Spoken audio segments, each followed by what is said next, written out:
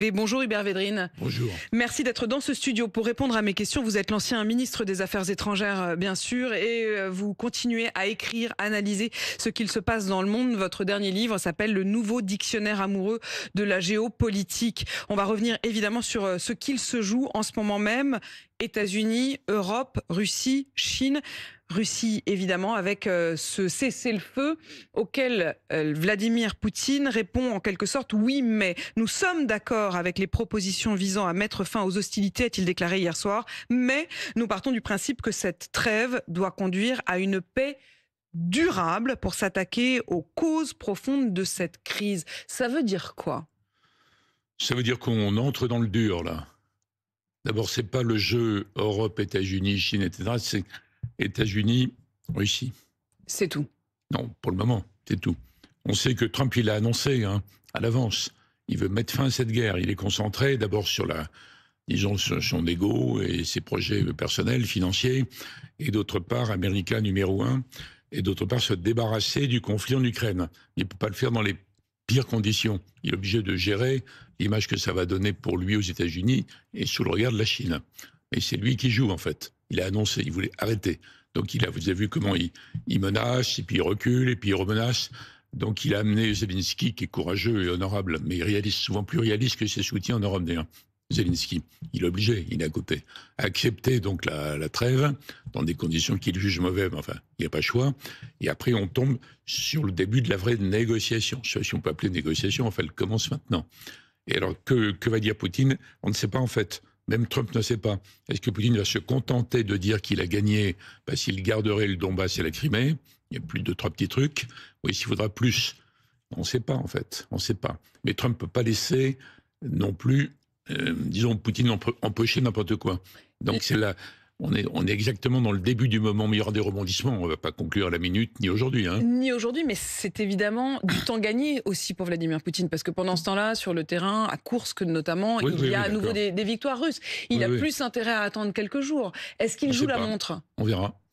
Non, il joue la montre depuis le début. Il attend les États-Unis. Depuis le début, alors, il y a le débat historique, mais pas politique aujourd'hui, sur est-ce qu'il ne fallait pas traiter autrement la question russe-ukrainienne, mais pas maintenant, dans les 10 à 15 années après la fin de l'URSS et au début de la Russie. C'était l'avis ancien de Kissinger, Brzezinski et compagnie, mais là, on est dans un autre monde. Donc, personne ne va empêcher Trump d'arrêter le conflit. Il va arrêter le soutien à l'Ukraine. Personne ne va l'empêcher d'imposer, j'ose même pas appeler ça cessez-le-feu, il faudrait que je sois d'accord, un arrêt des combats. Est-ce que ça va dire... C'est quoi la différence, pardon, entre arrêt des combats et cessez-le-feu, Hubert Védrine? Ça supposerait un accord de part et d'autre, un vrai accord mutuel. On arrête les combats. Après, il y a la négociation d'un accord de paix. C'est encore autre chose. Et donc, on ne sait pas jusqu'où va aller Poutine. Est-ce qu'il va se dire, j'empoche ce que je peux prendre maintenant, ou bien je demande plus, parce que Trump est tellement pressé d'en finir que j'ai une marge de manœuvre. On ne sait pas. Personne ne sait. Vous avez dit on est dans un nouveau monde. Aucun de ceux qui parlent dans le monde entier sur Poutine ne sait par rapport à ça. On est dans un nouveau monde. Comment vous le définiriez, ce nouveau monde, Hubert Védrine? Le nouveau monde, je définis comme étant l'oubli à l'Amérique du XXe siècle. Toute l'Amérique qui va de Roosevelt à Biden. Elle est finie. Oui, on est revenu à l'Amérique du 19e. Alors c'est très déstabilisant pour la planète mondialisation heureuse, la planète multilatéraliste diplomatique et par ailleurs la planète progressiste, parce que c'est les États-Unis qui ont inventé le politiquement correct, qui a dégénéré en wokistes qui prennent la tête de l'éradication. Mais c'est pas le sujet principal. Le politiquement correct a donné le wokisme et aujourd'hui c'est un retour effectivement de boomerang. Oui. Et l'Amérique a pris la tête de l'éradication. Vous voyez ce qu'ils disent à ce sujet. C'est pas notre sujet stratégique principal, mais c'est dans le tableau quand même. Donc les Européens qui ont le plus cru à tout ça, communauté internationale, négociations multilatérales, valeurs universelles et compagnie, ce sont les plus déstabilisés avec le Canada par rapport à ça. Il n'empêche que la sidération est stérile, qu'il faut dépasser la sidération, comme je dis, l'indignation, les lamentations. Et ça ne sert à rien de se lamenter. Désormais, il faut faire. Qu'est-ce qu'on peut faire en vrai? Et là, on n'a pas les éléments dans la négociation Trump-Poutine. Si Poutine dit « ça me suit pas, je suis ci, cela », la réaction essentielle, c'est pas la nôtre. On va s'indigner, mais la réaction essentielle, c'est Trump. Et il peut pas laisser faire n'importe quoi, en réalité. Trump, il estime, lui, que dans les mots de Vladimir Poutine, il faut y voir quelque chose de progressif. Il considère même que c'est plutôt positif. Il a envie d'y croire. Oui, non, mais il a envie d'avancer, il a envie de conclure. Donc il va pas dire Poutine a tout rejeté. Qu'est-ce qu'il ferait dans ce cas-là? Il serait obligé de changer de position. Si c'est ça, si Poutine ne joue pas le jeu, moi je me réengage à fond. Et je menace la Russie. Bon, il va venir dans les jours prochains, à mon avis, à peut-être hausser le ton. Et en même temps, il y a la carotte. Il y a le bâton et la carotte. C'est quoi le bâton et c'est quoi la carotte? Alors le bâton, ce serait des menaces de réengagement américain direct qui contredirait tout ce qu'il dit depuis qu'il a même son mandat numéro 1 et contre Biden, en allant au-delà, en disant si tu joues pas le jeu du cessez-le-feu, je te menace à tel ou tel endroit. Et je soutiens activement les Ukrainiens. Activement ou ailleurs, ou menacer la flotte russe ou d'autres éléments ailleurs. Mais c'est pas du tout sa ligne. Donc je le dis pour être, disons, exhaustif. Mais je crois pas. En revanche, il peut faire miroiter la levée des sanctions américaines. Ce qui poserait un problème énorme d'ailleurs aux Européens qui diraient c'est horrible, on ne peut pas lâcher, il faut continuer, etc. Il peut y avoir mais qui se retrouveraient seuls à sanctionner dans ces cas-là et de manière Européens. Inefficace l'économie russe. En dehors de tous les sujets compliqués pour les Européens, est-ce qu'on envoie des troupes pour garantir ce que la Russie refuse? Ils vont dire c'est un casus belli, on peut les mettre en arrière, lesquels, comment? D'ailleurs, la plupart des pays européens qui envisagent, ne sont pas nombreux, 4-5, donc les troupes vont demander une garantie américaine. En plus, bon, ça c'est une décision compliquée. Lorsque la Russie répond à cela, que l'envoi de troupes, y compris de troupes de maintien de la paix sur le sol ukrainien, serait considéré par la Russie comme une déclaration de guerre, comme un acte de guerre, est-ce qu'il faut s'en inquiéter? Est-ce qu'il faut prendre au sérieux cette déclaration? Oui, on ne peut pas faire autrement. On peut dire on s'en fiche, on est prêt à affronter la guerre, mais quels dirigeants en Europe vont dire ça? Est-ce que les opinions vont suivre? Puis ça dépend, vous avez dit accord de paix. Est-ce qu'il n'y a pas accord de paix? Il y a commencement à peine de négociations américano-russes. On n'est pas un accord. Si un accord, il faudra avoir l'accord. D'ailleurs, le président Macron, qui a plusieurs fois s'est dit disposé à envisager cet envoi, a parlé d'accord de paix. Donc, s'il y a un accord de paix, il y a des clauses autour. On n'en est pas là, on verra.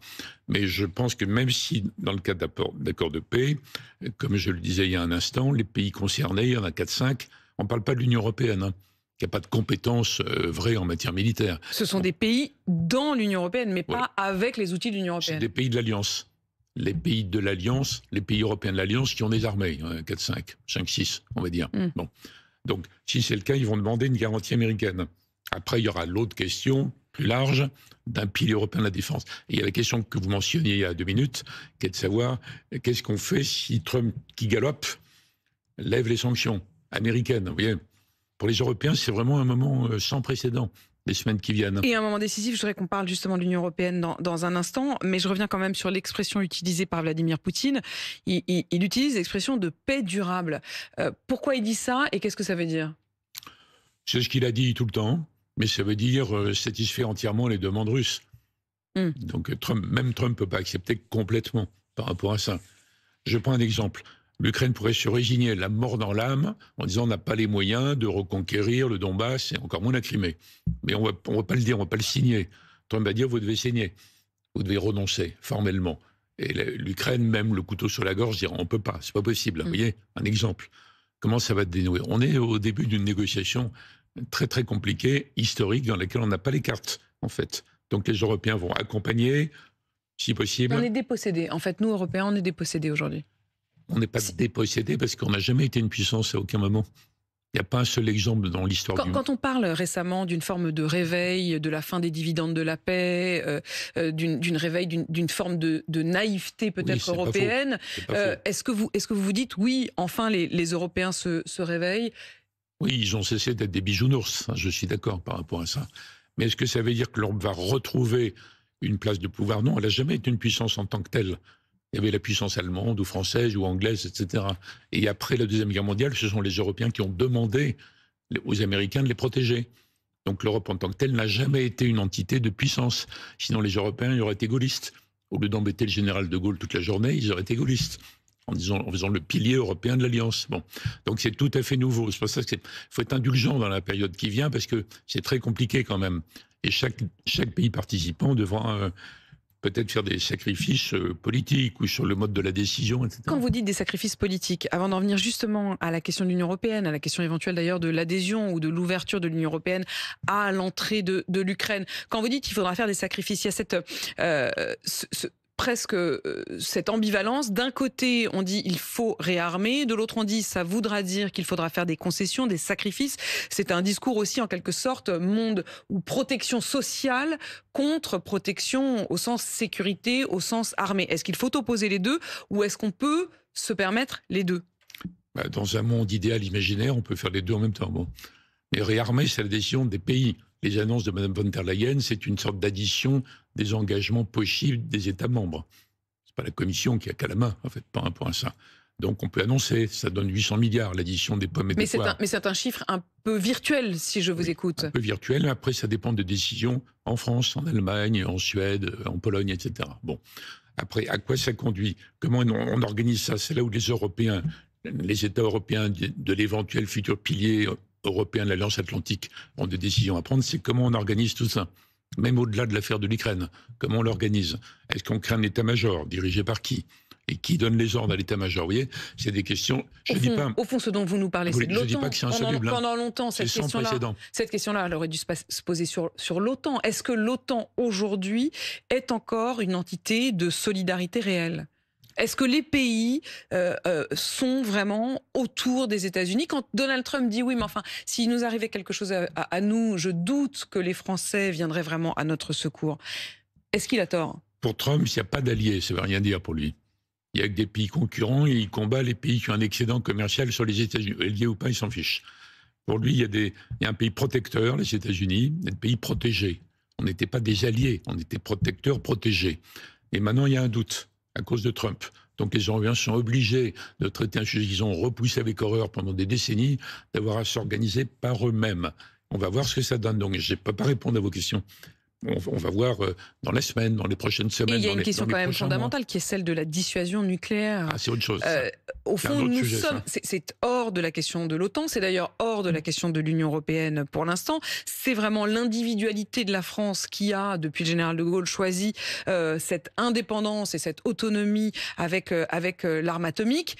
D'ailleurs, les Anglais l'ont aussi, mais je précise systématiquement que c'est pas tout à fait la même chose, parce que pour activer leur arme atomique, les Anglais sont dépendants des Américains. Nous sommes les seuls à avoir cette autonomie totale. Est-ce qu'il faut la partager? Aucune puissance nucléaire, pas que la France, c'est pas que français, c'est nucléaire en fait. Non, il s'agit de partager la décision de dissuader. Dans tous les pays, il y a un dissuadeur. C'est pas un comité, un dissuadeur. Ça, c'est le premier sujet, tout le monde est clair. Ça veut dire quoi? Ça veut dire que c'est le président de la République, point barre. Enfin, chez nous, c'est le président. Mais c'est pas un truc français. Hein. Ça découle de l'arme nucléaire, la nature de l'arme. Il faut un dissuadeur. Aux États-Unis, c'est Trump. C'est pas un comité. C'est pas le Sénat, etc. C'est pas le Sénat qui décidera si on utilise ou non. Ça, c'est l'incarnation. Utiliser, enfin, normalement, c'est la menace. Pour ne pas l'utiliser, puisque c'est ça qui a garanti la paix pendant la guerre froide. Après, il y a la question de qui on protège. C'est autre chose. Alors, depuis l'origine, en France, comme d'ailleurs dans les autres pays, on dit c'est le sanctuaire national et les intérêts vitaux. Est-ce qu'il faut préciser les intérêts vitaux qui n'ont jamais été précisés exprès? Jamais. Parce que dès que vous les précisez, vous dites ça, c'est pas vital. Et après, qu'est-ce que vous allez englober? Est-ce que c'est crédible? Il ne faut pas savoir à qui on essaie de faire plaisir. Mais est-ce que ça dissuade l'agresseur potentiel? Bon, je ne suis pas allé au-delà parce que le débat commence à peine. Il n'a jamais eu lieu, en fait. Parce que le chancelier allemand a changé de position. Il est demandeur, en tout cas, de discussion. Il est demandeur et c'est lui qui ouvre en quelque sorte les discussions. Hubert Védrine, l'ONU dans cette histoire. Vous avez été ministre des Affaires étrangères à une époque où l'ONU était un lieu central pour le monde européen. Le Conseil de sécurité. Il n'est même pas organisé, il n'y a même pas de rencontre. Le Conseil de sécurité complètement hors jeu. Depuis, d'abord, dans l'ONU, le U est de trop. Les nations ne sont pas unies. Bon. Mais c'est très bien qu'il y ait un rendez-vous annuel de tout le monde. Ça, pour vous, c'est juste l'Organisation des Nations. Mais elles ne sont pas unies, ce serait un fantasme. C'est un rendez-vous annuel qui est très utile. D'autre part, les organisations spécialisées, UNESCO, OMS, etc., c'est très très bien. Ils font un boulot magnifique. Le secrétaire général fait ce qu'il peut, il est très bien, Guterres. Mais il ne peut agir que si les 5 membres permanents du Conseil de sécurité, dont la France depuis 1945, sont d'accord entre elles. Or, il y a eu le veto soviétique pendant des décennies, puis américain pendant des décennies. Au fond, on en revient presque à ce moment-là. C'est pas très nouveau. On en revient presque à ce moment-là, à un moment où, en effet, le Conseil de sécurité lui-même était figé par... Paralysé. par les vétos des très grandes puissances. Ne soyez pas nostalgique de ça, parce que c'est jamais l'ONU qui a réglé quoi que ce soit. Je ne suis nostalgique de rien du tout. J'essaie de comprendre où est-ce que ça se joue aujourd'hui et quels sont les outils dont on dispose. Ça se joue dans que va répondre Poutine. On ne sait pas. On dit oui, mais la discussion commence, la vraie discussion commence. Comment va réagir Trump au fait que Poutine n'est pas assez positif? Là, il dit il est assez positif. On va discuter. Qu'est-ce qu'il va dire dans 8 jours? On ne sait pas. Donc les Européens accompagnent, s'inquiètent, sont prêts peut-être à être obligés d'offrir des garanties si la Russie ne les menace pas trop, vous voyez, des décisions après d'accompagnement. Mais le jeu entre ce moment, c'est Trump, Poutine. 2 questions très précises. Maintenant. Hubert Védrine. Aujourd'hui, je veux dire. Enfin, précise, je ne sais pas si vous pourrez répondre de manière précise, mais des questions sur le mot utilisé par Emmanuel Macron. À propos de la Russie, il parle d'une menace existentielle, y compris pour la France. Est-ce que c'est des mots qui vous semblent justes?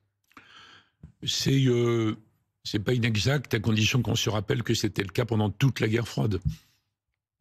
Les missiles soviétiques étaient pointés sur la France, entre autres. Donc la menace russe, elle est exacte, mais elle concerne l'ensemble des pays occidentaux, en termes nucléaires, les missiles. Est-ce que c'est une menace au sens existentiel? C'est-à-dire, est-ce qu'il faut entendre derrière existentiel l'idée d'une forme de destruction possible? Oui, mais pendant la guerre froide, on a vécu là-dedans pendant des décennies, depuis toujours, depuis que j'existais, vous avez vécu avec ça. Effectivement, on a grandi avec l'idée de cette menace, on l'avait peut-être un peu oublié. Oui. Est-ce qu'aujourd'hui, on est dans une forme à nouveau de guerre froide? On redécouvre, oui, bien sûr, on redécouvre ça, mais ça n'a jamais été complètement différent. Alors il y a un moment après la fin de l'URSS, il y a une sorte d'illusion en Occident. Du côté américain, on a gagné, c'est la fin de l'histoire, et du côté européen, bisounours, c'était la communauté internationale, mais c'était déjà fictif. Et comme les Occidentaux ont complètement raté la gestion de l'après-guerre froide et la question russe, on est revenu assez vite, à partir de, pas Poutine au début, mais Poutine mandat 3, on va dire, à cette situation que vous décrivez. C'est une nouvelle guerre froide. Mais la menace existentielle, oui, c'est vrai, c'était vrai avant déjà. Mais on est sorti gagnant de la guerre froide. Il ne faut pas le prendre au sens totalement tragique ni désespérant. Ça veut dire qu'il faut réorganiser l'Europe de demain comme une sorte de gros porc-épic militaire que personne n'a envie d'aller tester. L'Europe de demain comme une sorte de gros porc-épic militaire, justement, Hubert Védrine. Spécialement, hein, mais c'est ce qui est en train de se produire. Simplement, il faut aller plus vite. Et ça revient aux questions de tout à l'heure. Qui va commander le truc? Qui va commander le truc et avec quel genre d'armement? Hubert Védrine, une déclaration de soutien à l'Ukraine a été adoptée, y compris par les députés français. Certains se sont abstenus, voire n'étaient pas d'accord avec un point qui est la question de l'entrée de l'Ukraine dans l'Union européenne. C'est notamment le cas du RN ou de LFI qui s'opposent à l'idée que l'Ukraine puisse devenir État membre de l'Union européenne. Est-ce qu'il faut donner cette perspective à l'Ukraine? Est-ce que l'Union européenne en changerait de nature? Ça peut faire partie de l'accompagnement d'un accord de paix s'il existait entre Trump et Poutine, ce qui n'est pas encore le cas, on verra, en se disant que peuvent faire les Européens en plus pour l'avenir de l'Ukraine. Mais est-ce que c'est de la rhétorique? Non, pas uniquement. Ou est-ce qu'on a vraiment l'ambition d'accueillir l'Ukraine? L'ambition, c'est une possibilité. En tout cas, je note bien que votre question, c'est sur l'Union européenne, parce que la question de l'OTAN est écartée par Trump. Ça, on l'a bien compris. Comme elle était par Biden, hein, et par les Allemands. Donc la question ne se pose pas. Pour le coup, c'est le casus belli avec la Russie. En revanche, l'Union européenne, à mon avis, c'est envisageable, mais il faut qu'il y ait un accord de paix Trump-Poutine. Donc Ukraine. Et après, on pourrait dire, d'accord, on accepte que l'Ukraine... Mais il faudrait reprendre le plan de Jean-Louis Bourlange, qui est très bon, qui est une adhésion par étapes, enfin l'adhésion à l'arrivée, et l'Ukraine entrerait peu à peu dans différents programmes dont elle bénéficierait. Il y a un travail énorme à faire pour déminer, reconstruire, etc. Donc moi je pense que ce n'est pas une option à écarter. C'est pas invraisemblable, c'est pas irréaliste, c'est pas que... Ce n'est ni invraisemblable ni irréaliste. Hubert Védrine, à court terme, il y a aussi une sorte de guerre commerciale que se livrent les Européens et les Américains. Les Européens qui sont obligés de répondre aux hausses des droits de douane. Et la dernière déclaration de Donald Trump qui hier menace les spiritueux, le champagne, le vin qu'on exporte aux États-Unis d'une hausse de 200% des taxes. Oui, c'est dément. Mais il va menacer chaque pays avec ses points faibles. Nous, ça va être ça, en Allemagne, la voiture, etc. Bon, est-ce qu'il peut aller jusqu'au bout de ces annonces? Non. On voit bien que c'est comme avec Zelensky. Je t'ai écrabouillé complètement, mais non, demain on va signer l'accord sur les terres rares, je te réécrabouille. Bon, ça c'est Trump. Il ne peut pas aller très loin parce que ça va relancer l'inflation aux États-Unis. Et dans ce que dit Trump il y a énormément de contradictions sur, par exemple, le nettoyage ethnique à Gaza et avoir besoin de l'Arabie. C'est incohérent. Bon, vous voyez, la guerre commerciale, on l'a fait, puis l'inflation aux États-Unis. La question migratoire, évidemment, il y a beaucoup trop de submersion migratoire illégale, mais en même temps, on a besoin d'énormément de gens. Donc il dit un peu tout et son contraire, il souffle le chaud et le froid. Pour le moment. Donc, à mon avis, c'est une mode pour déstabiliser un peu tout le monde et il va être amené assez vite, plus vite qu'il doit le penser, dans les semaines qui viennent, à arbitrer. Et il ne peut pas aller jusqu'à ce qu'il raconte sur la guerre commerciale. Regardez ce que font les Mexicains et les Canadiens assez habilement. Ils annoncent des mesures spécifiques pour cibler des produits fabriqués dans des États américains républicains. Donc il y a une sorte de guerre qui s'engage, mais le dénouement, ça ne va pas être 200% de taxes, c'est l'arrêt global de l'économie mondiale. Merci Hubert Védrine. Il faut garder son sang-froid parce que ça va rebondir. Il faut garder son sang-froid et vous reviendrez. Hubert Védrine, ancien ministre des Affaires étrangères, votre dernier livre, Le nouveau dictionnaire amoureux de la géopolitique. Il est 8h53 sur RMC et BFM TV.